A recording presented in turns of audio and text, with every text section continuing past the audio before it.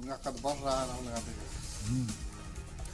आदाब नाज़रीन, खैर मकदम में आपका जी सलामी और आपके साथ मैं हूं सऊद मोहम्मद खालिद और आज का मुद्दा लेकर हाजिर हूं मैं सऊद मोहम्मद खालिद और आज का मुद्दा है नई हज पॉलिसी जिसका मसौदा बनकर के तैयार है और मरकजी वजीर बराए अकलती उमूर मुख्तार अब्बास नकवी ने यह साफ भी कर दिया है कि आजमीन हज अगले साल इसी पॉलिसी के तहत ही सफर हज पर भेजे जाएंगे। लेकिन अभी ये नई हज पॉलिसी लागू भी नहीं हुई है कि इसके कई नुकात के लिए बहस भी शुरू हो गई है, जिसमें हज सब्सिडी से लेकर के ख्वातीन के बिना महरम के सफर हज पर जाने की सिफारिश की भी बात शामिल है। सवाल यह है कि क्या अब आसान हो जाएगा आपका हज? क्या अब तक हज के लिए पेश आने वाली तमाम दिक्कतें खत्म हो जाएंगी और क्यों हो रही है आखिर कुछ सिफारिशों को लेकर के मुखालिफत? इन्हीं तमाम सवालात के साथ शुरू करते हैं आज का मुद्दा, लेकिन साथ ही साथ समझने और आपको समझाने की कोशिश भी करेंगे कि क्या है नई हज पॉलिसी।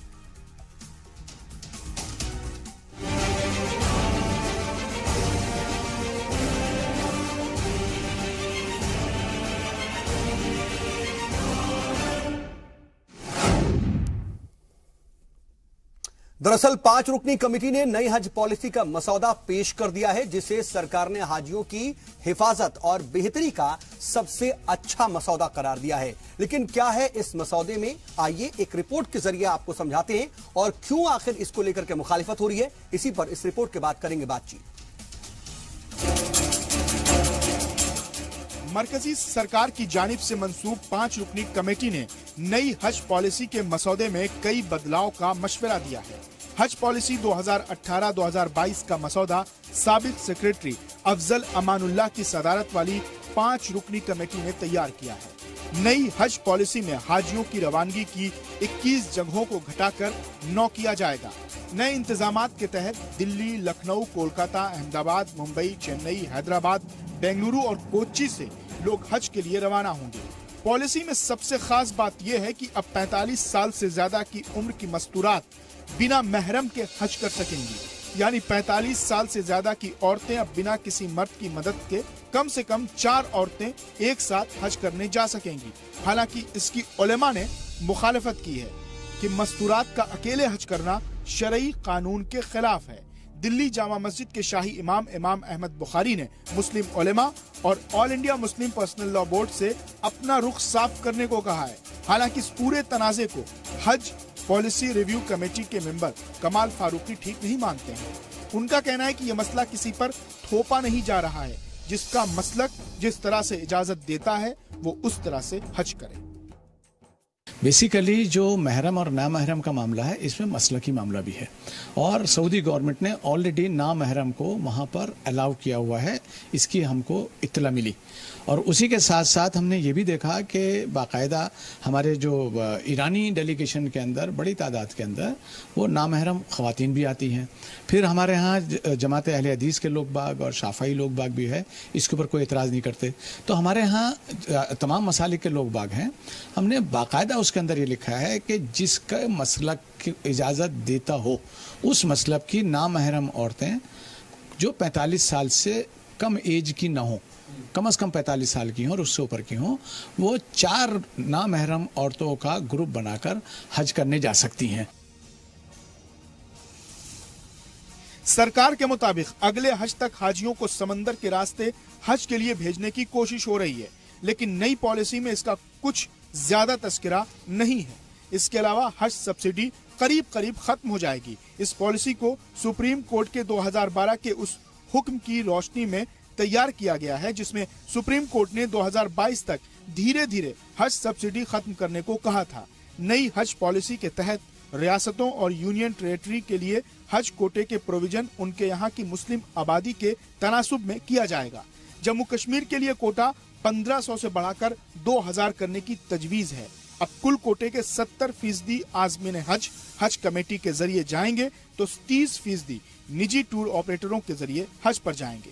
मरकजी वजीर मुख्तार अब्बास नकवी के हवाले से कहा गया है कि सुप्रीम कोर्ट का फैसला साफ कहता है कि सब्सिडी खत्म होनी चाहिए।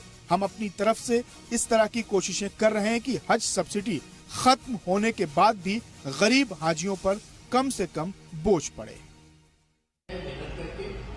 उसको जो है वो हमारे मिनिस्ट्री के ऑफिसर्स उसको स्टडी करेंगे और जो रिकमेंडेशंस होंगी उनको कब कब किस वक्त पे लागू करना है उसका एक टाइम टेबल बनाएंगे और बनाने के बाद इंशाल्लाह हम आगे बढ़ेंगे, क्योंकि कई तरह के उसमें जैसे कि सब्सिडी खत्म करने की बात है, उसके बाद जो है वो हाजियों को किस तरह से और ज़्यादा से ज़्यादा फैसिलिटी दी जा सके उसके बारे में बात है, प्राइवेट टूर ऑपरेटर्स के बारे में बात है। ये सारी चीज़ें ऐसी हैं जिनके बारे में जो रिकमेंडेशंस आई हैं उनके बारे में हम लोग हमारे मिनिस्ट्री के ऑफिसर को स्टडी करेंगे और उसके हज पॉलिसी के मेंबरान का कहना है कि नई हज पॉलिसी को काफी गौर व फिक्र के साथ तैयार किया गया है। मुल्क के अलग अलग हिस्सों में घूमकर और करीब 65 मीटिंग्स के बाद 5 रुकनी कमेटी ने कड़ी मेहनत से नई हज पॉलिसी के मसौदे को तैयार किया है। लेकिन ये सवाल है, नई हज पॉलिसी की जमीनी हकीकत कैसी होगी? ब्यूरो रिपोर्ट, जी मीडिया। तो नई हज पॉलिसी में कुल 16 सिफारिशें की गई हैं, लेकिन इनमें से कुछ सिफारिशों को लेकर के इसकी मुखालिफत हो रही है, कई तरह के इसको लेकर के बहसें हो रही हैं और ये भी खास तौर पर बिना महरम के हज के सफर पर जाने को लेकर के जो ख्वातीन को भेजने की बात कही गई है, इसको लेकर के थोड़ी बातचीत और बहस व मुबाहिसा देखने को मिल रहा है। लेकिन सरकार अपनी तरफ से ये बात कह रही है कि इसको लेकर के किसी भी तरह से शरीयत में दखल देने की कोशिश नहीं है और शरीयत के हिसाब से ऐसा कहीं नहीं मिलता कि कुछ इस तरह की बात हो कि ख्वातीन बिना महरम के सफर नहीं कर सकती। लेकिन इसकी हकीकत क्या है और इसको हम समझने की कोशिश करेंगे। और जो तमाम उलेमा हैं, ये कहा गया कि जो 5 रुकनी कमेटी है वो दरअसल तमाम मुल्क भर के उलेमाओं से मुलाकात करने के बाद ही इन नताइज पर पहुंची और उसके बाद ही सिफारिश तैयार की गई है। तो क्या उन तमाम उलेमाओं ने यह बात कही कि आप इसको शामिल कीजिए, और अगर ये सिफारिश शामिल की गई तो फिर तमाम दूसरे उलेमाओं को इसको लेकर के ऐतराज क्यों हो रहा है? इन सब पर हम जरा तफसील से बातचीत करेंगे और जरा हम ये भी समझने की कोशिश करेंगे कि आखिर नई हज पॉलिसी है क्या और इससे आने वाले वक्त में यानी कि अगले साल जब जो आजमीन हज हैं वो सफर हज पर जाएंगे तो उनके लिए क्या कुछ आसानी होगी और किस तरह से सफर हज में अगली बार आपको कुछ तब्दीलियां देखने को मिलेंगी। तो नई हज पॉलिसी को भी समझने की कोशिश करेंगे। बहरहाल इस पर हम बातचीत का सिलसिला शुरू करते हैं और हमारे साथ खास पैनल मौजूद है। इस वक्त अपने मेहमानों से आपका तारुफ करा देते हैं। हमारे साथ इस वक्त स्टूडियो में 2 खास मेहमान हैं। स्टूडियो में हमारे साथ सलमान निजामी साहब मौजूद हैं, स्पोक्स पर्सन है कांग्रेस के। इसके अलावा हमारे साथ मुफ्ती एजाज अरशद कासमी साहब मौजूद हैं, जाना माना चेहरा है और all India Muslim personal law board के मेंबर हैं। आप दोनों का बहुत बहुत खैर मकदम है, इस्तकबाल है प्रोग्राम में। इसके अलावा हमारे साथ आतिफ राशिद साहब जुड़े हुए हैं जो कि बीजेपी के लीडर हैं। आतिफ राशिद साहब, आपका भी बहुत बहुत इस्तकबाल प्रोग्राम में। और अपने नाजरीन को बातचीत शुरू करने से पहले यह भी बता दें कि जो हज पॉलिसी रिव्यू कमेटी के मेंबर हैं कमाल फारूकी साहब, वो भी हमारे साथ कुछ देर के अंदर जुड़ेंगे। उनसे भी तमाम तरह के सवालात हम करेंगे और उनसे भी नई हज पॉलिसी को समझने की कोशिश करेंगे। लेकिन फिलहाल अरशद कासमी साहब, मैं आपसे शुरुआत करना चाह रहा हूं। देखिए, कमाल फारूकी साहब एक तरफ तो all India Muslim personal law board के मेंबर भी हैं, दूसरी तरफ जो नई हज पॉलिसी रिव्यू कमेटी है उसमें मेंबर भी रहे। उन्होंने तमाम तरह की सिफारिशें की, इसको लेकर के कई तरह के सवालात उठ रहे हैं, कई नुकात पर मुखालिफत हो रही है। किन बातों पर ऐतराज है और ख्वातीन से जुड़ी हुई बात पर ही ज्यादा ऐतराज क्यों नजर आता है? देखिए, सबसे पहले तो मैं इस बात की वजाहत कर दूं कि कमाल फारूकी साहब जो रिव्यू कमेटी के मेंबर हैं वो यकीनन मुस्लिम पर्सनल लॉ बोर्ड के भी मेंबर हैं, लेकिन एक बोर्ड का मेंबर वो किसी दूसरी कमेटी का मेंबर नहीं हो सकता। ये ऐसा नहीं है, उनकी अपनी एक इनफरादी जिंदगी भी है, इनफरादी हैसियत भी है। इसलिए इसको मुस्लिम पर्सनल लॉ बोर्ड से जोड़ करके तो बिल्कुल नहीं देखना चाहिए। मुस्लिम पर्सनल लॉ बोर्ड का करना चाह रहे हैं कि बिल्कुल all India Muslim personal law board इस बात से इत्तेफाक नहीं, बिल्कुल मुस्लिम पर्सनल लॉ बोर्ड अभी रिव्यू कमेटी के सिलसिले में उनका जो ये अभी जो रिव्यू कमेटी की जो सिफारिशात आई है इस सिलसिले में जो कमाल फारूकी साहब का जो स्टैंड है उसको मुस्लिम पर्सनल लॉ का स्टैंड नहीं समझना चाहिए। मुस्लिम पर्सनल लॉ बोर्ड का स्टैंड वहां से जो उसके प्रवक्ता हैं, स्पोक पर्सन है, इसका असर तो पड़ेगा ना सर? आप लोग तो ये समझेंगे कि ये मेंबर भी है, इसका मतलब है कि all India Muslim personal law board भी इस बात नहीं, एक मेंबर तो कई पॉलिटिकल पार्टी के भी मेंबर होते हैं। हमारे असदुद्दीन ओवैसी साहब भी बोर्ड के मेंबर हैं और उसके बाद कमाल फारूकी साहब भी कई पॉलिटिकल पार्टी के मेंबर रहे हैं, तो कई पॉलिटिशियन भी मेंबर हैं। तो इसलिए उनकी अपनी एक इनफरादी जिंदगी होती है, सियासी जिंदगी होती है, समाजी जिंदगी होती है। उस नुक्ते नजर से हम देखेंगे, इसको हम बोर्ड के नुक्ते नजर से नहीं देखेंगे। अभी बोर्ड के जनरल सेक्रेटरी से भी हमारी बात हुई है।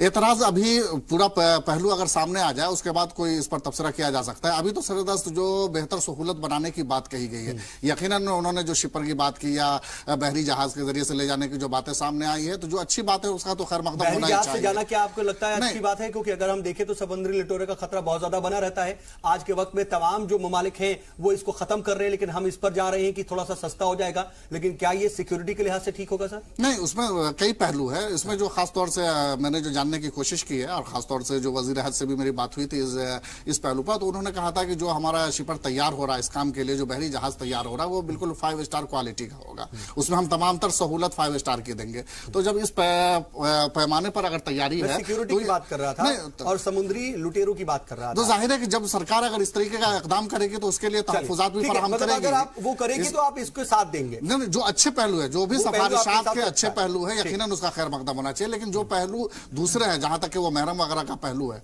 जिस पर आप अभी आना चाह रहे हैं, मैं उस सिलसिले में क्लियर कर दूं कि यकीनन महरम का पहलू ये खालिस एक शरई पहलू है और इस्लामी नुक्ता नजर से उसको देखना होगा कि ये किस मसले के। सऊदी अरब इस बात की इजाजत दे सकता है, वहां का कानून इजाजत दे सकता है, उसी के हिसाब से तो यहां पर सिफारिश लागू की जा रही है। इसको लेकर के फिर शरीयत की बात कहां से आ जा रही है? 45 साल की उम्र का भी एक लिमिट भी रखी गई है कि ठीक है 45 साल की उम्र से ऊपर की जो ख्वातीन हैं वो बिना महरम के जा सकती हैं। देखिए, इसमें आपको ये चीज समझनी होगी कि हमारे 4 स्कूल ऑफ थॉट हैं, जैसा कि इस पॉलिसी में भी वाजे की गई है। कमाल फारूकी साहब भी आ गए हैं, ये भी वजाहत करेंगे। 4 स्कूल ऑफ थॉट है, लेकिन हमारे हिंदुस्तान के अंदर जो है हनफी स्कूल ऑफ थॉट को फॉलो करने वाले तकरीबन 90% है।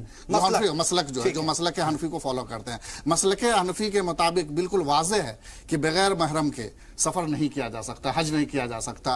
तो अब अगर इसमें जो अगर ये कैद लगा रहे हैं कि 45 साल के बाद अगर आप हज कर सकते हैं, तो मेरे ख्याल से ये गैर जरूरी। फिर शरीयत के हिसाब से कहां लिखा है, कैसे लिखा है, ये भी अगर आप बता पाएंगे ना कासमी साहब, तो मैं चाहूंगा अभी नहीं, लेकिन आप इसको जरूर इस पर तफसीली बहस की जा सकती है, हदीस की रोशनी में बहस की जा सकती है। लेकिन लोगों तक कम से कम जी सलाम के जो नाजरीन है उन तक ये बात पहुंचे तो कि आप किस जगह से बोल रहे हैं और कहां से आपको नजर आता है कि शरीयत में ये चीज है। मैं सियासी बहस की तरफ जाऊं या फिर सियासी तर्जुमान के पास जाऊं, उससे पहले अपने नाजरीन को बता दें कि हमारे साथ कमाल फारूकी साहब भी जुड़ चुके हैं। जैसा कि हमने बताया कि वो मेंबर हैं हज पॉलिसी रिव्यू कमेटी के। कमाल फारूकी साहब, आपका भी बहुत बहुत इस्तकबाल है प्रोग्राम में और मैं आपके पास ही आना चाह रहा हूं। चलिए ठीक है, हम बहस में मुबाहिसा करेंगे और आपने अरशद कासमी साहब को सुन लिया, लेकिन हज पॉलिसी पर जरा मैं आना चाहता हूं। 16 नुकात हैं आपके और 16 नुकात पे तमाम तरह का कुछ नुकात है जिसको लेकर मुखालिफत हो रही है, लेकिन जो सिफारिश है और नई हज पॉलिसी क्या है इसको जरा आप समझाइए थोड़ा तफसील से, और यह भी बताइए कि पिछली हज पॉलिसी से ये किस तरह की बेहतर होगी। बहुत बहुत शुक्रिया आपका। मैं समझता हूं कि बहुत अच्छी आपने पहल की कि इस किस्म का डिस्कशन शुरू हो, और अभी तक जो कुछ भी क्रिटिसिज्म हो रहा है वो अखबारात की खबरों की बुनियाद पर हो रहा है। अभी तक किसी ने भी इसको जो ये आप देख रहे हैं इस पॉलिसी को किसी ने अभी तक पढ़ा नहीं है, क्योंकि अभी तक ये लोगों तक तो मैं इसीलिए ये बात साफ कर दूं, मैं आपकी बात का जवाब दूंगा, लेकिन इसलिए साफ कर दूं जैसा कि अभी कह भी रहे थे अरशद कासमी साहब की, अभी तो सिर्फ ये बातें हैं, अभी जब सामने आएगा तो हम इसको तफसील से जवाब इसका दे पाएंगे। लेकिन आपको हमने इसीलिए इसमें बाकायदा मदऊ किया कि आप अपनी पूरी बात रख सके और बता सके कि दरअसल आपके रिकमेंडेशंस हैं क्या। देखिए, जैसे अभी आप दिखला रहे हैं इसके ऊपर, प्राइमरीली ये है कि हमारा और सऊदी गवर्नमेंट का जो एग्रीमेंट होता है उसके अंदर बाकायदा जो वीजा मिलने की जो कंडीशंस होती हैं उसमें कंडीशन में ये लिखा हुआ होता है कि 45 साल से कम उम्र की अगर कोई नामहरम होंगी तो उनके साथ में महरम होना जरूरी होगा। ठीक है, लेकिन वो 45 साल से ऊपर के ऊपर एप्लीकेबल नहीं करते। वो क्यों नहीं करते? क्योंकि जैसे मुफ्ती साहब ने फरमाया कि हमारे डिफरेंट स्कूल ऑफ थॉट्स हैं और in different school of thoughts के अंदर आनाफ के अंदर वो इसकी इजाजत नहीं है, लेकिन बाकी और दूसरे स्कूल ऑफ थॉट्स के अंदर है। हमने भी अपना उसी पॉइंट को लिखा है कि जिस मसलक के अंदर उसको अलाउ नहीं किया जा रहा है उसके बात ही हम नहीं कर रहे हैं, हम तो उस मसलक की बात कर रहे हैं कि अगर कोई शिया मतलब जिनका इजाजत दे रहा है, इजाजत दे रहा है उनको इजाजत मिलनी चाहिए। थोड़ी सी आप इसमें ढील दे रहे हैं, एक तरह से ढील भी नहीं है बल्कि हमने क्लैरिफाई किया। अच्छा। हमने ये क्लैरिफाई किया है क्योंकि हम लोग हमारे पास में बिल्कुल कोई मजाज नहीं है कि हम शरीयत के अंदर मुदाखलत करें, और हम ऐसे सोच भी नहीं सकते।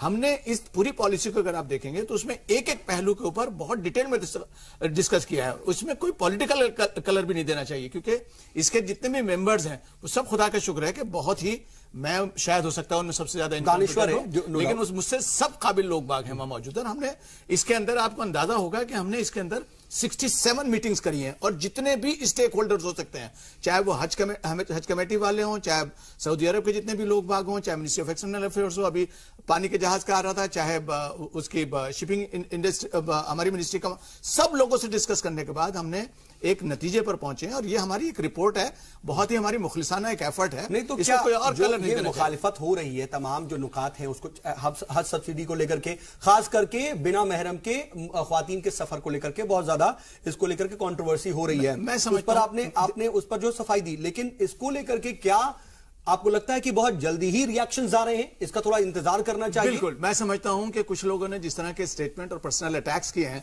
आप ये बराबर दिखला रहे हैं, तो उसके अंदर आपको अंदाजा हो जाएगा कि हमने कहा है, खास तरीके से कहा कि जिनको अलाउ है सिर्फ उन्हीं को मिलेगा। ये नहीं जब आप कम से कम आप मुतमईन होंगे।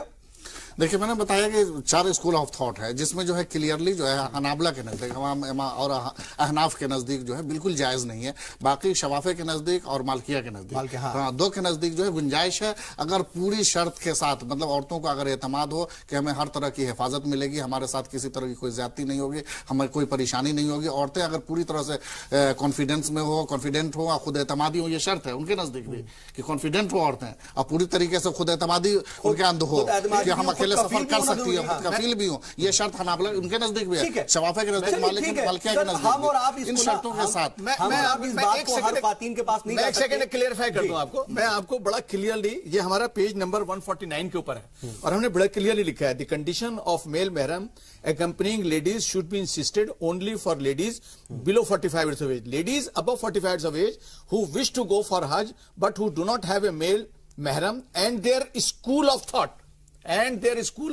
permits should be allowed to travel in group of 4। ये आपने शामिल किया बाकायदा? हाँ। बाकायदा है। तो इसके अलावा मैं समझता हूँ कि यहाँ हिंदुस्तानी तनाजुर में जो है दूसरे स्कूल ऑफ थॉट है नहीं, तो इससे थोड़ा सा जो मुखालिफत की कोई वजह नहीं, मुखालिफत की वजह तो नहीं है, लेकिन इस तरह के इश्यूज की जरूरत भी नहीं थी। मुझे जो बात बताइए, हर एक ख्वातीन या फिर हर घर में जाकर के तो हम ये दखल नहीं दे सकते ना कि आप बताइए आप खुद कफील हैं कि नहीं है, खुद एतमादी हैं कि नहीं है, और आप अगर वो औरत ये कह रही है कि मैं खुद कफील हूं, खुद एतमाद हूं, कि मुझे कोई दिक्कत नहीं होगी और मेरा मसला की इजाजत दे रहा है, मेरा मसला की इजाजत दे रहा है, तो मैं जाऊंगी, तो वो ये कह रही है, वो अपनी गारंटी पे जा रही है ना, अपनी सिक्योरिटी पे जा रही है। सवाल ये है कि वो मसलक के फॉलोवर भी तो वहां पे होना चाहिए ना। दिक्कत तो यही है ना सर, वो मसलक के फॉलोवर भी तो होना चाहिए ना। अभी तक तो यही दिक्कत थी ना कि अभी तक स्कूल ऑफ थॉट की बात आप कर रहे थे, जब ये बात क्लियर हो गई तो उसके बाद आपको मुखालिफत की कोई वजह नहीं रहती मेरे हिसाब से। नहीं, उसकी वजह वही समझ में आ रही है ना कि स्कूल ऑफ थॉट जिसकी हम बात कर रहे हैं यहाँ पर हमारे हिंदुस्तान के अंदर, न सिर्फ 90% बल्कि 95% या उससे भी ऊपर आपको जो है ये हनफी मसलक के नजर आएंगे।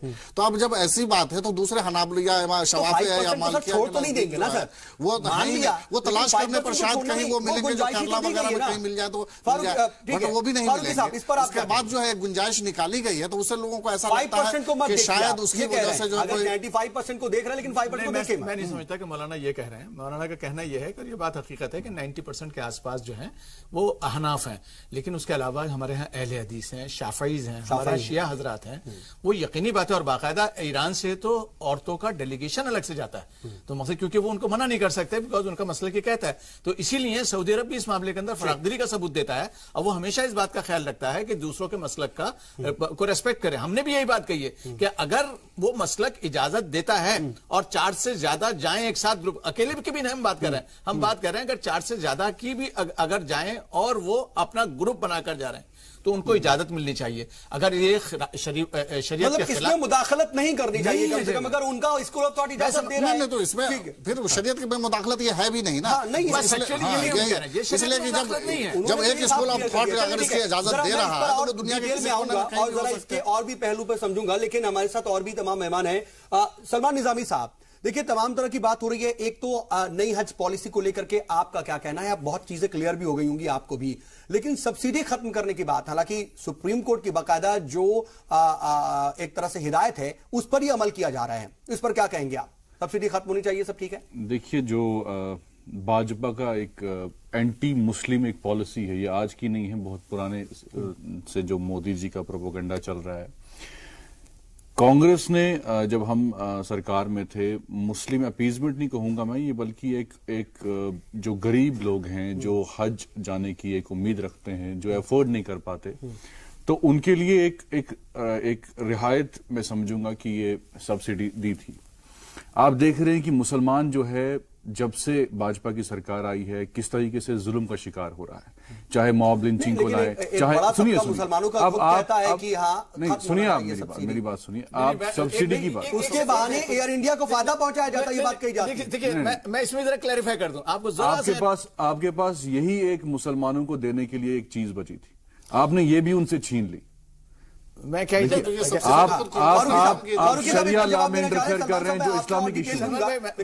सलमान भाई, मैं इसमें बात ये कहूं कि इसमें किसी गवर्नमेंट का कोई दखल नहीं है। ये सुप्रीम कोर्ट का ऑलरेडी ऑर्डर आ चुका है, और ये ऑलरेडी ऑर्डर आ चुका है। उन्होंने कहा है कि बतदरीज ये कम होगी और 2022 तक खत्म कर 2022 तक बिल्कुल खत्म हो जाएगी। तो जहां तक सब्सिडी का ताल्लुक है, सब्सिडी तो हमको इस साल भी मिली है, लेकिन कम सब्सिडी मिली है। मतलब उसी की रोशनी में आपने इसका बैकग्राउंड भी आप देखिए कि सब्सिडी क्यों आई थी। सब्सिडी इसलिए आई थी कि जो हमारा जो जहाज अकबरी था वो इतना बेकार हो गया था कि उसके अंदर लोग बाग नहीं जा सकते थे। उस वक्त की हुकूमत ने यह कहा कि क्योंकि गरीब लोग हज पे जाते हैं तो हम उनको हवाई जहाज के किराए से भेजेंगे, और हवाई जहाज का जो डिफरेंस था उसका वो उन्होंने सब्सिडी के तौर के ऊपर उस वक्त देना शुरू किया था। इस उम्मीद के ऊपर पर नहीं होगा। अब हम हमेशा तो सब्सिडी दे नहीं सकते। बिल्कुल लट चुकी है। सलमान साहब, ठीक है, ये क्लेरिफिकेशन आ गया। अब आप अपनी बात रखें पूरी। मैं बात कर रहा हूं कि जो ये मसले सामने आ रहे हैं, अब आप बाकी जो रिजर्वेशन की बात है, भाजपा के लोग वो नहीं कर रहे। तो मुख्तियार साहब जो यहाँ के हज के जो मिनिस्टर हैं, उनसे मैं 2-3 सवाल पूछना चाहता हूँ। जैसे कश्मीर में हाजी निकलते हैं, ठीक है, वहां जब एक जुल्म का कश्मीरी जो है जुल्म का शिकार हुआ है, और वहां से थोड़ा शॉर्ट में सर मैं चाहूंगा क्योंकि मुझे ब्रेक में भी वहां से जो लोग हैं वो जद में आए हैं, और मैं खुद उनसे मिला हूं, तो वो मतलब हज में जाना चाहते हैं लेकिन उनके पास फैसिलिटीज नहीं है। तो इसी तरीके से जो माहौल हिंदुस्तान में बना है मुसलमानों के खिलाफ, ये भी मुझे लगता है कि एक रिलीजियस इंटरफेरेंस है। जैसे आप ट्रिपल तलाक को आपने इशू बना दिया, वो कोई था नहीं। आप दूसरे मजहबों में देखिए वहां क्या हालत है। तो ये चीजें जो है ये मुसलमानों के जो इश्यूज को जानबूझ के हाईलाइट किया जा रहा है। तो ये नहीं होना चाहिए। आपको लगता है कि कहीं ना कहीं उधर हमला है? फारूकी साहब, मैं इस पर जवाब लूंगा आपसे, लेकिन अब्दुल हफीज गांधी साहब हमारे साथ लखनऊ स्टूडियो से जुड़े हुए समाजवादी पार्टी के लीडर है। आपका भी बहुत बहुत इस्तकबाल है। गांधी साहब, मैं आपसे समझना चाहूंगा कि आप इस नई हज पॉलिसी को किस तरह से देखते हैं। क्या इसमें वाकई इस तरह की सियासत होनी चाहिए कि ये एंटी मुस्लिम है, या फिर मुस्लिम्स को लेकर टारगेट हो रही है, या फिर कहीं ना कहीं मुसलमानों की मफाद में आप देखते हैं इसको? देखिए, मैं समझता हूं कि थोड़ी देर के लिए इसको नॉन पॉलिटिकल इशू की तरह हम देखते हैं। अभी कमाल फारूक साहब ने भी कहा कि 2022 तक ये सब्सिडी खत्म हो जाएगी, क्योंकि 2012 में सुप्रीम कोर्ट ने बोला है कि ग्रेजुअली आप इसको जो है खत्म कीजिए धीरे धीरे करके, और उसी के बाद आप देखिए कि ये सब्सिडी ग्रेजुअली सरकार धीरे धीरे कम कर रही है। जहां तक इस सरकार का सवाल नहीं है, पिछली भी जो यूपीए की सरकार थी 2008 में जो है के रहमान साहब ने एक स्टेटमेंट दिया था कि जो मलेशियन मॉडल है, ताबूंज मॉडल कहलाता है, जिसमें कि लोग इन्वेस्ट करते हैं और एक अमाउंट इन्वेस्ट करते हैं, और जब वो निकालना चाहते हैं तो निकाल सकते हैं, यानी कि जितना वो अफोर्ड कर सकते हैं वो जमा करते रहते हैं, उसके बाद निकाल सकते हैं। तो 2008 में जो है के रहमान साहब ने ताबूंज मॉडल की बात की थी, जो एक मलेशियन मॉडल है। उसके बाद 2010 में मिनिस्ट्री ऑफ एक्सटर्नल अफेयर्स, जो कि यूपीए में था, उसने ये कहा था कि 10% सब्सिडी हर साल कम होनी चाहिए। और उसके बाद 2010 के बाद 2012 में सुप्रीम कोर्ट का जजमेंट आ गया, और सुप्रीम कोर्ट के जजमेंट में यह कहा गया कि ये सब्सिडी धीरे धीरे करके खत्म की जानी चाहिए, क्योंकि 600 करोड़ से लेकर 700 करोड़ की सब्सिडी सरकार हर बार देती है। और सुप्रीम कोर्ट ने उस जजमेंट में यह भी कहा कि मुसलमानों के एजुकेशनल और जो सोशल डेवलपमेंट है उस पर यह पैसा लगाया जाए। मैं यहाँ पर एक बात और साफ कर देना चाहता हूं कि मुस्लिम कम्युनिटी की तरफ से, चाहे वो उसके मजहबी रहनुमा रहे हो या सियासी रहनुमा रहे हो, उन्होंने इस बात को उठाया था कि हज सब्सिडी जो है वो खत्म की जानी चाहिए, क्योंकि एयर इंडिया को ज्यादा फायदा होता है हज सब्सिडी का, इससे मुसलमानों को कम फायदा होता है। और इस तरह के व्यू पॉइंट भी आए थे कि एंटी इस्लामिक है, इस्लाम के हिसाब से नहीं है, ये शरीयत कंप्लाइंट नहीं है। तो मुस्लिम कम्युनिटी की तरफ से इस तरह की डिमांड आ रही थी, ये पैसा जो सब सब्सिडी में जा रहा है इसको एजुकेशन एडवांसमेंट के लिए लगाना चाहिए। तो मैं समझता हूं कि थोड़ा सा पॉलिटिक्स से हटकर अगर देखा जाए तो मुनासिब होगा। हाँ, ठीक है अब्दुल हफीज गांधी साहब, मैं आता हूं, लेकिन वक्त एक छोटे से वक्फे का हो चुका है। लौटते हैं और फिर तमाम दूसरे पहलुओं पर भी तफसील से बातचीत करते हैं।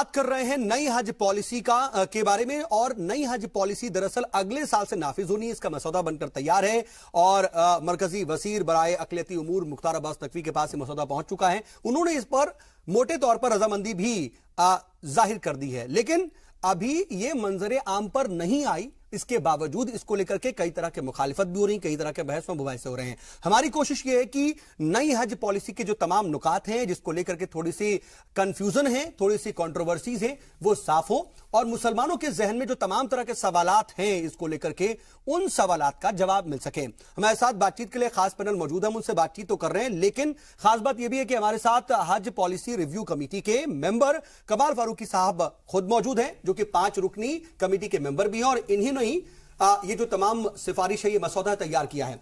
इसको जरा सा हम तफसील से समझते हैं, हम और बातचीत आगे बढ़ाएं। कमाल फारूकी साहब, मैं आपके पास आना चाह रहा हूं, और वही सवाल देखिए मैंने पूछा था लेकिन उसका जवाब छूट गया था कि नई हज पॉलिसी में दरअसल तमाम जो नुकात हैं उनको आप तफसील से बता सकें, और ये कैसे पिछली हज पॉलिसी से बेहतर है, और आने वाले वक्त में आजमीन हज का हज बेहतर कैसे होगा इसके तहत।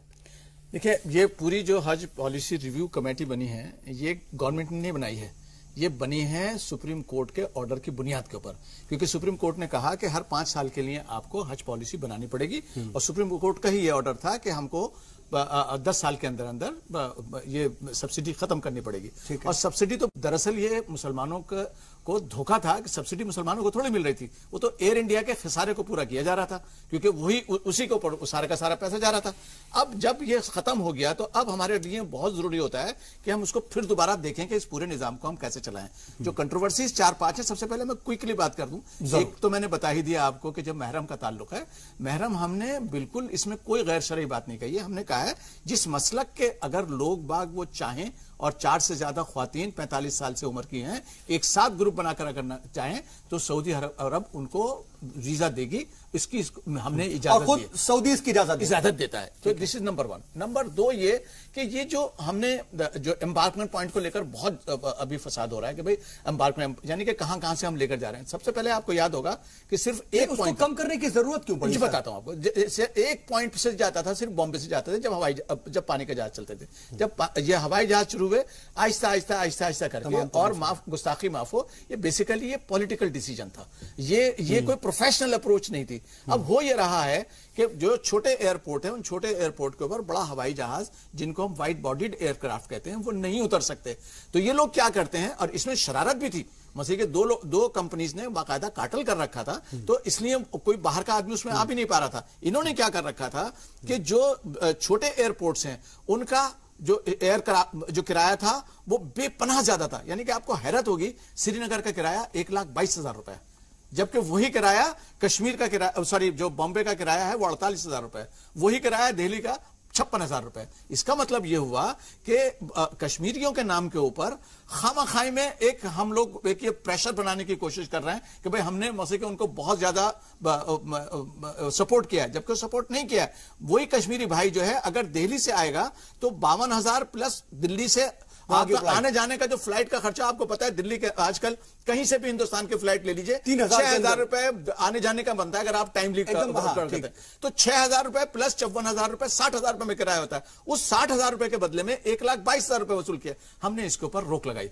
हमने कहा ये जो 21 में से सिर्फ 9 पॉइंट रखे। लेकिन सर एम्बार्केशन पॉइंट अगर आप 21 में से सिर्फ 9 कर देंगे तो तमाम लोगों को दिक्कत भी तो होगी, क्योंकि कहीं ना कहीं कुछ लोगों को पैसे से ज्यादा सहूलत जरूरी होती थी। देखिए हज जो नाम ही है ना, वो काफी तकालीफ और मसद दिक्कत का नाम है, और उसमें पूरा जो है जो एफर्ट होती है वही होती है कि आदमी अपनी पूरी होकर, तो इसमें जो हाजी जो है ये तमाम सहूलतें बर्दाश्त करता है, हमको हमारा पूरा फर्ज होता है। नंबर 3 ये इसके अंदर हमने जो ये देखिए 2 चीजों पर खर्चा होता है, जो मेन दो चीजें हैं जिसके ऊपर खर्चा होता है, एक हवाई जहाज का किराया और एक वहां का रेजिडेंस।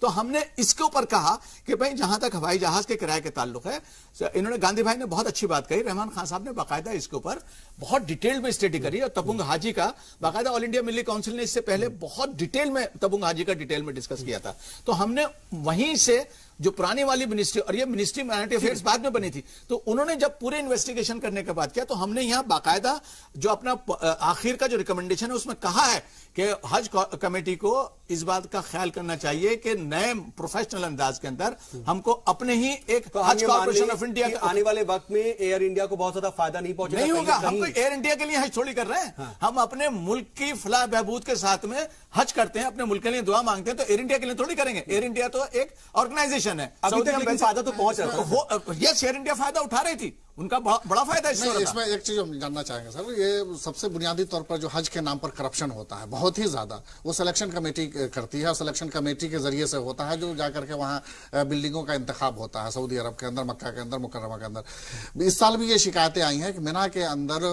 खीमा के अंदर में जहाँ 5 सीटें हैं वहाँ 7-7 लोगों को ठूसा गया। कोई मुनासिब जो है, जब इतनी ज्यादा रकम लेने के बाद 2 लाख से ऊपर आप रुपया लेते हैं, कमेटी लेती है, और उसके बावजूद जो है सहूलत जो है सफर होता है अजीजिया में इन बातों को भी क्या शामिल किया? किलोमीटर के दूर पर। दूसरे ये कि कहा जाता है जो लोग वहां पर अपनी बिल्डिंगें देते हैं, वो बिल्डिंग वहां पर इस कदर जो है रिश्वतों का बाजार गर्म होता है कि पैसे देकर के लोग अपनी बिल्डिंगें को सिलेक्ट करवाते हैं। इसमें शफाफियत पैदा करने के लिए जरूरत इस बात की थी कि उसके लिए मजबूत कदम उठाया। बहुत आपने सीखा। जी जी, मैं बताऊं मौलाना आपको, ये बात छूट जा रही है। नहीं, ये बात छूट रही है। हमने इसके ऊपर बाकायदा चैप्टर्स अलग अलग लिखे हैं और बहुत डिटेल में चैप्टर लिखे हैं, और हमने ये बतलाया है कि अगर मुमकिन हो सके और अगर हम इंतजाम कर सके, हमको लॉन्ग टर्म पर लीज फैसिलिटीज लेनी चाहिए। जो बिल्डिंग्स हैं, अगर हम 10 साल के लिए एक साथ उसको एग्रीमेंट करते हैं, हमको सस्ती मिलेंगी और हमको डायरेक्ट रोटेशन। अभी तो 3 मिनिस्ट्रीज एक साथ आती थी इसके अंदर। आप पता चला कि सिविल एविएशन एक है, एक सिविल एविएशन है, एक माइनॉरिटी है, एक पता चला कि आपका जो एक्सटर्नल अफेयर्स है। हमने कहा है कि इसको आपको ठीक करना पड़ेगा कि आप इसमें एक बाकायदा प्रोफेशनल अप्रोच लेकर आइए, और इसको जो आपने बताया जैसे पीटीओ के खिलाफ भी बहुत सारी चीजें निकल कर आती हैं, वहां पर लोग बाग को रहने के, हमने इसके ऊपर भी एक अंकुश लगाया, और वो पीटीओस का, अच्छे पीटीओस को हमने एनकरेज किया है, और करप्ट पीटीओस के लिए हमने इसके अंदर रखा है। और जो आप जो करप्शन की बात कर रहे हैं, बिल्कुल सही बात है, ये बिल्कुल करप्शन होता है, लोग बाग इसका इल्जाम लगाते हैं, बहुत सारी चीजों में प्रूफ भी हो चुका है। हमने इसके ऊपर भी कहा है कि अब जैसे मिसाल के तौर पर कुर्बानी के ऊपर भी कुछ लोगों ने क्वेश्चन उठाया। हम देखते हैं वहां जाकर कि जो बेचारा हाजी है, वो कुर्बानी के नाम पर, अगर वो जो लोग पैसे उनसे लेकर जाते हैं, वो एहराम बांधे हुए होता है, कुर्बानी कर नहीं सकता, उसका हज भी खराब हो जाता है और वो परेशान भी हो जाता है। हमने उसके ऊपर भी कहा है कि इसके ऊपर बाकायदा एक टोकन जो इस्लामिक डेवलपमेंट बैंक जो है, वो वहां से गोश्त लेकर बाकायदा तमाम गरीब ममालिकों में बांटती है, उसका भी हमने कहा है कि कोशिश करनी चाहिए कि लोग बाग ज्यादा से ज्यादा उस पर रुजू हों। हमने इस बात के ऊपर भी कहा कि जो हम आने वाले टाइम के अंदर, क्योंकि इतना बड़ा हमारे पास 2 लाख जो पैसेंजर्स हैं, उनका रोजा हमारे पास हर साल का है, तो हम इसको क्यों ना प्रोफेशनल रन करें। और इस प्रोफेशनल रन करने के बाद जिसपे कंट्रोवर्सी हो रही है उस पर सर कुछ अगर एक आध पॉइंट अगर रह रहा है, तो मैं चाहूंगा जल्दी से उस पर जवाब दे दें, उसके बाद कम से कम हम इस बहस कंट्रोवर्सी 3 पॉइंट के ऊपर हो रही है। एक तो एम्बार्कमेंट पॉइंट के ऊपर कर रही है, एम्बार्कमेंट पॉइंट इसलिए कम करना पड़ा है ताकि लोगों को किराया तकरीबन एक जैसा देना पड़े। और जो लेकिन इस पर देखिए ओपन टेंडर की भी बात होती है, ओपन टेंडर की बात है, हमने कहा कि ओपन टेंडर हो और इंटरनेशनल ओपन टेंडर हो, ये आप करेंगे। इसकी बिल्कुल हमने इसमें लिखा। देखिए हम तो कुछ नहीं करेंगे, हमारा तो काम आपके मसौदे में, आपके हमारे मसौदे में है ये कि इसको बाकायदा इंटरनेशनल होना चाहिए और इसमें सबको मिलना चाहिए, क्योंकि जब हम देख रहे हैं अगर ऐसा हुआ तो यानी कि एयर इंडिया की मोनोपोली भी खत्म हो जाएगी, जो फायदा पहुंच रहा है वो भी खत्म होगा। बिल्कुल ठीक बात है, और किराए में भी कमी आएगी। बिल्कुल ठीक बात है। अगर आप देखें अमेरिका आने और जाने का, लंदन आने और जाने का किराया क्या होता है, उसके मुकाबले में सऊदी अरब हमारे करीब है, उसका किराया क्या ले रहे हैं? 70,000 तक ले लेते। क्यों लेते हैं? इसका मतलब यह है कि हमने प्रॉपर्ली उसको वो नहीं किया है। हम चाहते हैं कि इसको प्रोफेशनल तरीके से, हमारी दरख्वास्त ये होगी तमाम लोगों से कि एक तो इन्होंने, गांधी ने बहुत अच्छी बात की कि इसको पॉलिटिसाइज न कीजिए, ये पॉलिटिकल नहीं, इत्तेफाक की बात है, इसलिए हम इसको पॉलिटिकल बहस बना भी नहीं रहे। ये 5 आदमी जो हैं इसके अंदर नॉन पॉलिटिकल हैं, ये 5 आदमी प्रोफेशनल हैं, जिसमें 2 लोग वो हैं जो कि हज अफेयर्स को पूरी तरह से जानते हैं। तो सर ठीक है, एम्बार्केशन पॉइंट को लेकर के मामला आपने अपनी तरफ से बात कह दी, सब्सिडी को लेकर के भी कह दी, और उसके अलावा महरम के ताल्लुक से बता दिया हमने, महरम के ताल्लुक से भी आपने अपनी बात, और लॉन्ग टर्म लीज के ताल्लुक से बता दिया कि वहां पर हमको मदीना में, नव्वरा में। कासमी साहब, इससे आप कम से कम मुतमईन हैं?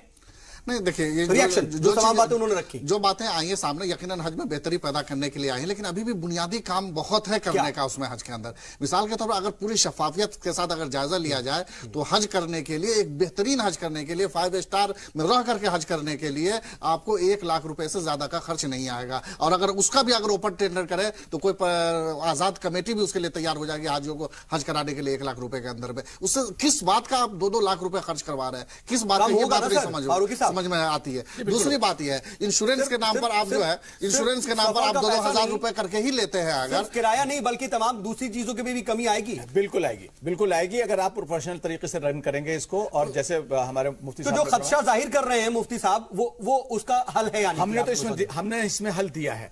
अब ये किस हद तक इंप्लीमेंट होता है ये तो गवर्नमेंट जाने, और जो हमारी ऑर्गेनाइजेशंस हैं, एनजीओ, हम ये समझते हैं, और हमने दरख्वास्त भी करी है, हमने मंत्री साहब से दरख्वास्त भी करी है कि एक तो ये जखीम किताब है, इसको इतने अच्छे कागज पे छापने की जरूरत नहीं है, आप इसको बड़ी तादाद के अंदर, आज हमने कहा है कि इसको वेबसाइट पे डालिए, वेबसाइट पे डालिए, ताकि कोई भी आदमी इसको डाउनलोड करे और उसके अंदर जो क्लॉज है। हम उम्मीद करते हैं कि ओपन टेंडर का मामला तो मुसलमानों की जानिब से बहुत दिनों से ये मुतालबा होता रहा है। मुसलमान भी कहते हैं कि हमें सब्सिडी नहीं चाहिए। सब्सिडी का तो कोई है ही नहीं। के ताल्लुक से इसकी बात करें तो कहीं ना कहीं हज के शरई लिहाज से भी सब्सिडी कहीं ना कहीं ठीक नहीं है। सब्सिडी के नाम पर तो मुसलमानों को सिर्फ गुमराह करने के और कुछ नहीं किया गया है, मुसलमानों को लूटा गया, खसोटा गया। अगर ये हज पॉलिसी सोचते हैं कि 2 लाख लोग हज करते हैं और इसकी देखिए मोटे मोटे तौर पर इसकी रजामंदी मुख्तार अब्बास नकवी साहब ने दे भी दी है कि ठीक है हम इसको ही नाफिज करेंगे, इसी पॉलिसी के तहत अगली बार का हज होगा। तो हम कहते हैं, उम्मीद करते हैं कि बहुत सी चीजें जो है वो ठीक हो जाएंगे। सलमान निजामी साहब, आप सुन रहे हैं, तमाम नुकात को भी आपने समझा, उस पर आपका रिएक्शन? देखिए, हज पॉलिसी को नाफिज करने के लिए पहले आपको पॉलिटिकल लीडरशिप जो है अपोजिशन से बात करनी चाहिए। ये सिर्फ मुख्तार अब्बास नकवी साहब का मामला नहीं है, इसमें बाकी भी विपक्ष के लोग हैं, उनसे कंसल्ट करें आप। और अभी तो जो भी आप, पर उन्होंने रजामंदी जाहिर की है, हो सकता है कि इसको नाफिज करने से पहले आपके पास आ भी जाए। अभी तक नहीं आए हैं ना। अगर पॉलिसी आपने बनाई है, पहले आपको मशवरे लेने चाहिए थे अपोजिशन से, जो सरकार इतने सालों से क्या मशवरे काम कर रही है, आप बता किस तरीके से इम्प्लीमेंट चेंजेस करेंगे। जो करप्शन का माहौल बना हुआ है, मशवरा समझ जाए आप। देखिए जो करप्शन का माहौल है, देखिए फिर तो आप शरिया में जो लोग हैं उनको आप इन्वॉल्व मत करिए। शरिया के लोगों जब शरीयत का मामला है तो शरिया के लोग क्यों नहीं इन्वॉल्व होंगे? ये जो चीजें हैं, ये करप्शन जो भी चीजें, ये तो पुराने जमाने से आ रही है, तो कांग्रेस के जमाने से। यहाँ पे शरिया को साइड पे रखिए। देखिए मैं यहाँ भी एक क्लैरिफिकेशन, फिर आप बोले कि शरिया कुछ है नहीं। नहीं, शरीयत के मामले में नकवी साहब ही मुसलमानों के फैसले, शरीयत के मामले में हम तो मुसलमान ही नहीं है। नहीं, शरीयत करेगा नहीं, वही शरीयत के मामले में अगर शरिया लॉ है, आप उसका तो एहतराम करिए ना। मेरे भाई एक मिनट बात सुनिए, मैं एक बात, अगर मुसलमानों की एक हिदायत है, एक रूल है, कानून बना हुआ है, आप उसमें मुदाखलत करेंगे। मैं एक बात अर्ज करता हूं, देखिए मैं ये कह रहा हूं कि ये जो रिपोर्ट बनी है ना, ये क्लैरिफाई हो जाना चाहिए, ये गवर्नमेंट की रिपोर्ट नहीं है, ये गवर्नमेंट की रिपोर्ट नहीं है, ये उन पांच हाई पावर्ड फिल वक्त तक ना सुन तो लीजिए सर, रिकमेंडेशन लेना तो बहुत लाजमी है, चाहे कोई भी हो, चाहे सुप्रीम कोर्ट हो, चाहे गवर्नमेंट हो, रिकमेंडेशन सर एक बात मैं आपको बता रहा हूं, ये जो 5 आदमियों की जो कमेटी बनाई है, ये सुप्रीम कोर्ट के ऑर्डर के बुनियाद के ऊपर बनी है, नंबर 1।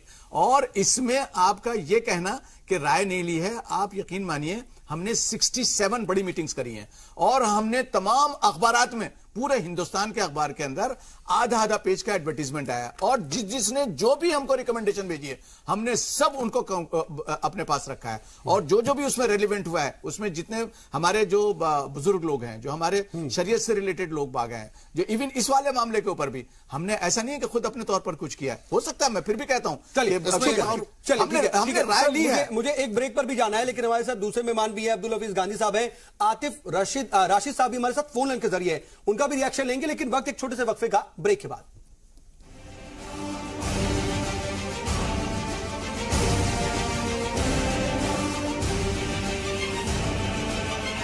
तो नई हज पॉलिसी का मसौदा तैयार है, उसको लेकर के हम आज बातचीत कर रहे हैं, और इस पर बातचीत के लिए खास मेहमान हमारे साथ मौजूद है। हालांकि ये एक सियासी मुद्दा नहीं है और इस पर ज्यादा सियासत होनी भी नहीं चाहिए, बल्कि ये मुसलमानों के उनके हज से लेकर के उससे जुड़ा हुआ मामला है, तो इसको लेकर के बहुत ज्यादा सियासी बहस नहीं भी होनी चाहिए। और इसी की कोशिश भी थी कि दरअसल नई हज पॉलिसी है क्या, वो समझ आ जाए, और इसको लेकर जो तमाम खदशात हैं, मन में जो सवालात हैं मुसलमानों के, उसके जवाब मिल पाए इस पर। लेकिन हमारे साथ कुछ सियासी मेहमान भी जुड़े हुए हैं। आतिफ राशिद साहब, देखिए सलमान निजामी साहब कह रहे हैं कि अपोजिशन को भी शामिल कीजिए, उनसे भी राय मशवरा कीजिए, इस पर आप क्या कहेंगे? रिएक्शन चाह रहा हूं।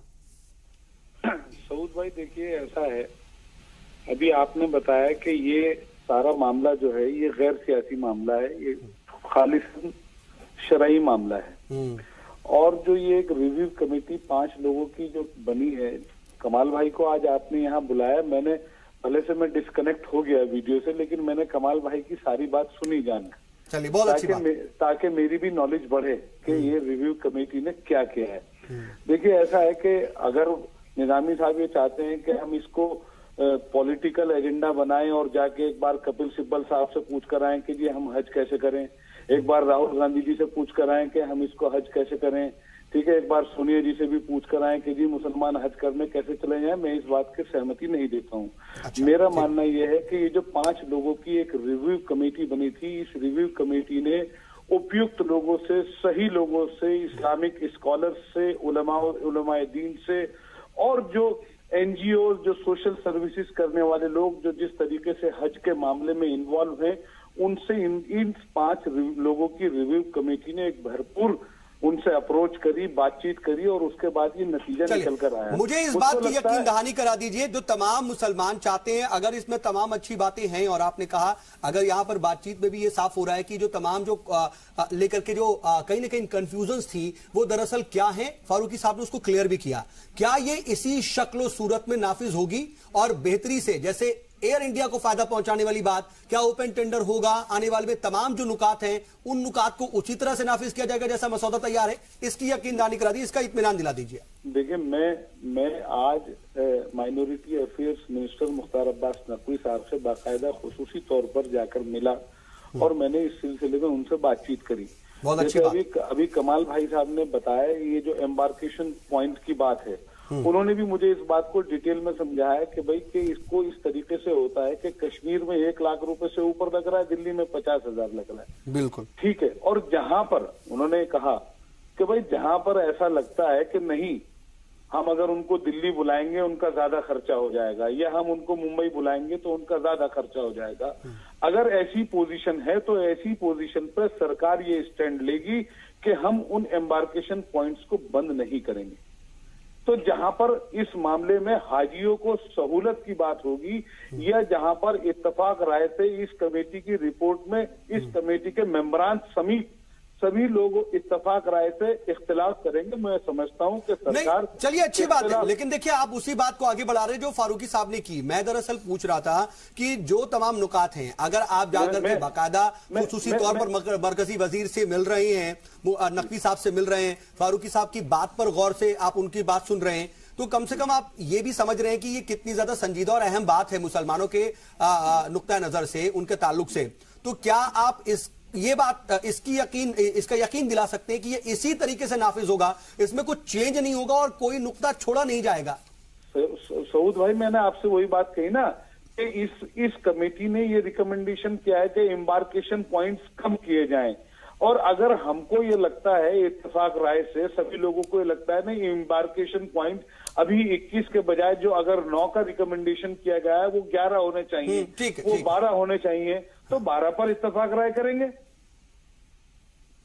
ठीक है, लेकिन बात सिर्फ एम्बार्केशन पॉइंट्स की नहीं है, तमाम दूसरे नुकातें भी हैं। चलिए, मैंने जो बात मुफ्ती साहब उठा रहे थे, इसमें तो ओपन टेंडर भी, तो ओपन टेंडर के बारे में क्या राय है? ओपन टेंडर सस्ता हो जाएगा, सफर का जो किराया है वो सस्ता हो जाएगा, आपको सिर्फ एयर इंडिया से ही सफर करने को लेकर के लाजिम नहीं किया जाएगा। मैं आपके चैनल के जरिए एक आपको ये पक्की यकीन दहानी करा रहा हूं कि ये हुकूमत ईमानदारी के साथ हाजियों की खिदमत करने के लिए अपने आप को प्रतिबद्ध रखेगी। और कम से कम इस मामले में मुख्तार अब्बास नकवी साहब से बहुत उम्मीदें हैं, और ये अगर नई हज पॉलिसी बनी है और ये बेहतर अगर नजर आ रही है तो इसको इसी तरह से नाफिज करें, फायदा नुकसान ना देखे मजहबी मामले में, तो कम से कम बहुत अच्छा होगा। और आप इतनी बात कह रहे, इतनी बड़ी बात, तो कम से कम मुफ्ती साहब है, तो मुफ्ती साहब भी बाकायदा इसको लेकर के खुशी जाहिर कर रहे हैं। बताना चाहता हूं कि इसको सियासी नजरिए से देखने की जरूरत नहीं है। हम देख भी नहीं रहे सर, हमारी देखिए बातचीत भी पूरी तरह से गैर सियासी है। लेकिन अब्दुल हफीज गांधी साहब, आप जिस तरह के ये तमाम बातें सुन रहे हैं, इस पर रिएक्शन बस चाहूंगा आपसे। देखिए, बहुत ज्यादा सियासी हम बातचीत कर नहीं रहे, और आपने इस बात की पहल की कि इसको सियासत से ना जोड़ा जाए, आप इस पर क्या रिएक्ट करेंगे? ठीक है सब कुछ अभी आपको लग रहा है? देखिए, सुप्रीम कोर्ट के जजमेंट के बाद मैं समझता हूं कि ये जो कमेटी पैनल बना था, इसका मैंडेट था एफिकेसी एंड वेएबिलिटी ऑफ जो हज सब्सिडी मिल रही है। तो मैं समझता हूं कि मैंडेट पे अगर बात की जाती और महरम के इशू और इन सारे के इश्यूज को अगर बचा जाता, तो मैं समझता हूं कि थोड़ा सा कंट्रोवर्शियल काम हो जाता, थोड़ा चांसेस बढ़ गए हैं, क्योंकि आपको हज सब्सिडी पे वेएबल ऑल्टरनेटिव्स देने थे, जो कि कमेटी ने देने की भी कोशिश की है। इन्होंने शिप क्रूज की बात की है कि 15 ट्रिप्स लगेगी। मैं मंत्री जी का बयान पढ़ रहा था कि 15 ट्रिप्स हम हवाई जो पानी के जहाज से चलाने की कोशिश करेंगे, जिससे करीब 40 से 50,000 जो है पिलग्रिम्स जो है, हाजी जो है जा सकेंगे। और ये जो 2 लाख से ऊपर का अमाउंट लग रहा है, ये करीब 60,000 के करीब आ जाएगा, तो एक अच्छी बात है। लेकिन मुझे कुछ डाउट्स है जो मैं थोड़ा सा कमाल फारूकी साहब से पूछना चाहूंगा। हाँ। देखिए 1954 से ये हज सब्सिडी का मसला हमारे सामने चल रहा है और बार बार इल्जाम लगते रहे कि मुसलमानों को हज सब्सिडी मिलती है, लेकिन इसका फायदा एयर इंडिया उठा रहा था और इसीलिए मुसलमानों की तरफ से इस तरह के रिएक्शन आए कि हज सब्सिडी खत्म कर दीजिए। मैं एक सवाल उठाना चाहता हूं, इसमें एक रिकमेंडेशन है, मैं पढ़ रहा था, उसमें यह है कि जो हज कमेटी है इसको एग्जेम्प्ट किया जाए जीएसटी से, इनकम टैक्स से या दूसरे लोकल टैक्स से किया जाए। और इसी तरह से एक इसकी रिकमेंडेशन है कि जो एयर चार्टर सर्विसेज हैं उनको भी सर्विस टैक्स से और जीएसटी से एग्जेम्प्ट किया जाए। यानी इनडायरेक्टली आप गवर्नमेंट की जो फंडिंग है वो चाहते हैं। यानी कि जो पहले इल्जामात लगते रहे हैं वो इल्जामात अभी भी लगने के चांसेस हैं। और जब हम हिंदू अनडिवाइडेड फैमिली को जो टैक्स एग्जेम्पशन मिलते हैं वो हम बार बार ये बहस करते हैं कि सेकुलर कंट्री में किस तरह से टैक्स एग्जेम्पशन मिल रहे हैं अनडिवाइडेड फैमिली को। इसी तरह के जो मैं समझता हूं कि इल्जामात ये कमेटी की रिकमेंडेशन पे भी लग सकते हैं। तो ये बहुत ज्यादा कंफ्यूजिंग है। मैं कमाल फारूकी साहब से समझना चाहता हूं कि एक तरफ हर सब्सिडी को हम हटाने की बात कर रहे हैं और इनडायरेक्टली दूसरी तरफ से हम सब्सिडी को लाने की बात कर रहे हैं, क्योंकि इनकम टैक्स के एग्जेम्पशन की बात कर रहे हैं, जीएसटी से एग्जेम्पशन। गांधी भाई उसूली तौर पे तो आपने बिल्कुल सही बात करी, लेकिन हिंदुस्तान के माहौल के अंदर हम ये देखते हैं कि तमाम रिलीजियस एंटिटीज को, सिर्फ मुसलमानों की बात नहीं है, तमाम रिलीजियस एंटिटीज को इन तमाम चीजों पर गवर्नमेंट आगे आकर मदद करती है, क्योंकि हमारा जो पूरा जो निजाम है ये सेक्युलर उस तरह से नहीं है जैसे अमेरिका में सेक्युलरिज्म की डेफिनेशन है। हमारे यहाँ सेक्युलरिज्म की डेफिनेशन ये है कि हम सारे मजहबों को एक साथ फलने फूलने का मौका देते हैं और जहां जहां गवर्नमेंट को मदद हो सकती हो, चाहे उनको स्पेस देनी हो, चाहे कुछ उनको टैक्सेस में रियायत देनी हो, वो दें। लेकिन ये सब्सिडी का मामला तो ये था कि बाकायदा पैसे निकालकर मुसलमानों के नाम पर एयर इंडिया को दिए जा रहे थे। इसके ऊपर हम लोगों को सख्त एतराज था। हमें जो बाकी और दूसरे मजहबों के लिए कर रहे हैं आप वही हमारे साथ भी कहिए, कोई एडिशनल हमको कुछ मत दीजिए। जीएसटी वगैरह के अंदर बहुत सारी एग्जेम्पशंस आ रही हैं, तो उसमें एक एग्जेम्पशन ये भी आ सकती है, लेकिन ये हमारी प्रपोजल है, अगर मुसलमान चाहें उसको ना माने। और प्रपोजल तो सब देखिए फिर सारे पॉइंट्स है ना, लेकिन इसमें कहने का मतलब ये है कि ये पॉसिबिलिटी ये उस तरह की नहीं होगी कि आपको कोई ये किसी किस्म का इंड्यूसमेंट दिया जा रहा है या अपीजमेंट किया जा रहा है, बाकी और सब लोगों को भी दिया जाता है। तो जब हम ठीक है अगर उस तरह का है तो मुफ्ती साहब इसमें अपनी बात जोड़ना चाहते हैं। मैं एक चीज सिर्फ समझना चाहता हूँ, हज को सस्ता करने या कम खर्च में करने की बात आती है, बिल्कुल मैं उसी पर आ रहा हूँ। हम ये देखते हैं कि रमजान के अंदर में जो बड़ी बड़ी जो टूर ऑपरेटर्स कंपनियां हैं सिर्फ 1 लाख रुपए के अंदर, 1 लाख वैसे तो 40-50 हजार में उम्रा करा देते हैं, लेकिन 1 लाख रुपए में बाज़ाब्ता वो कॉर्पोरेट उम्रा कराते हैं जिसमें 5 स्टार मेंटेन और दुनिया के हर तरह की सहूलियात जाने के बाद वहां जो सहूलियात वो भी बेहतर देते हैं, वो तमाम तर सहूलियात। और हज रमजान के अंदर उतनी ही भीड़ होती है जितनी हज के जमाने में भीड़ होती है। इसका मतलब है कि होटल के चार्जेस वही होते होंगे जो हज के जमाने में जो रमजान में होते हैं। तो 1 लाख रुपए के अंदर जब ये सारे उम्रे करा सकते हैं तो फिर हज हम क्यों नहीं करा सकते। दूसरी बात, हज को जो है हम 40 दिन का जो इतना लंबा पीरियड होता है उस पर क्या पॉलिसी आई, उसको कम भी तो कर सकते थे ना। हर आदमी के पास 40 दिन तो है नहीं, उसको आप 20 दिन की पॉलिसी बनाइए, 15 दिन की पॉलिसी बनाइए। बहुत सारे लोगों को चाहते हुए भी कमेटी नहीं जा सकते, लेकिन कई साल अप्लाई करते हैं, उसके बाद भी उनको जो है शामिल नहीं किया जाता। इस पर भी मैं चाहूंगा फाइनल कमेंट के तौर पर आप ही से जवाब पूरा तफसील से। मैं ये समझता हूं कि जहां तक देखिए बाकायदा उनका सऊदी गवर्नमेंट का बाकायदा उन्होंने एक पैरामीटर बना रखा है कि 1000 के ऊपर 1 हाजी उन्होंने लेना है। तो यकीनी बात है कि 999 को तो मौका नहीं मिलेगा, तो वो चाहे किसी दुनिया के किसी हिस्से में भी उसको नहीं लेकर के भी तो कुछ आपने मसौदे में हमने मसौदे कैसे लोगों को कम से कम हमने बिल्कुल इसमें, क्योंकि हमने ये भी स्टडी किया कि जो 4 साल का एक वो था लगा रखा था कि 4 साल तक करेगा तो 5वें साल ऑटोमेटिक, उसका भी मिसयूज हो रहा था, उसका बहुत ज्यादा मिसयूज हो रहा था। तो हमने बिल्कुल इसको बिल्कुल ट्रांसपेरेंट रखा है, आप अप्लाई कीजिए, आगे आपका नंबर तो आ गया, आपको कोई प्रेफरेंस नहीं मिलेगा। प्रेफरेंस किसको मिलेगा, कुछ हमने कोटा बढ़ाया है, श्रीनगर का बढ़ाया है कि उनको कोटा ज्यादा मिलना चाहिए क्योंकि वहां मुसलमानों की बड़ी तादाद है। जो पुराने एप्लीकेशंस हैं उनको तरजीह नहीं मिलेगी अगले साल अगर वो इस बार नहीं जा पाए, नहीं होंगे, वो हमेशा नहीं रहेंगे वो हमें, क्योंकि अगर हम हर बार फ्रेश एप्लीकेशन होगा और फ्रेश तरीके से उनको मौका दिया जाएगा, वो सबको बिल्कुल बराबर। और बाकायदा इसका तरीका बाकायदा कुरान अंदाजी का है। इसका अगर तरजीह दी थी उसमें क्या दिक्कत? सर तरजीह में ये हो रहा था कि कुछ लोगों को उसका बाकायदा फायदा मिल रहा था और बाकी लोग उससे कई बार ये भी बातें सामने आई कि पहली बार में ही उनका जो है एप्लीकेशन अप्रूव हो गया। हाँ तो ठीक है, पहली बार में हो गया तो बात खत्म हो गई। अगर पहली बार में, तो यही हम कह रहे हैं कि देखिए जो प्रोबेबिलिटी 4 साल तक एप्लीकेशन डालते रहते थे, कुछ पहली बार में चले। अगर आपकी किस्मत देखिए तो किस्मत है ना, 999 आदमी तो हज नहीं करेंगे ना, 1000 में से एक ही आदमी हज करेगा। सवाल पूछा था उसका जवाब जल्दी से सर, लास्ट कुछ मिनट है।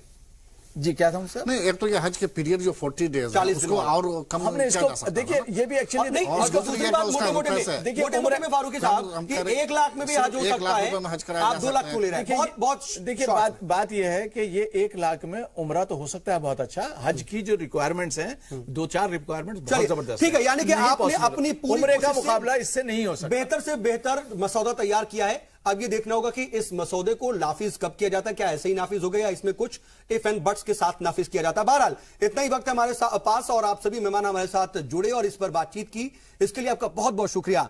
लेकिन नई हज पॉलिसी बनकर तैयार है, अब इसको नाफिज करना है। देखना होगा कि आने वाले वक्त में इससे जो आजमीन हज हैं उनको कितना फायदा पहुंचता है और ये उनके लिए कितनी बेहतरी लेकर के आता है। आज का मुद्दा में बस इतना ही।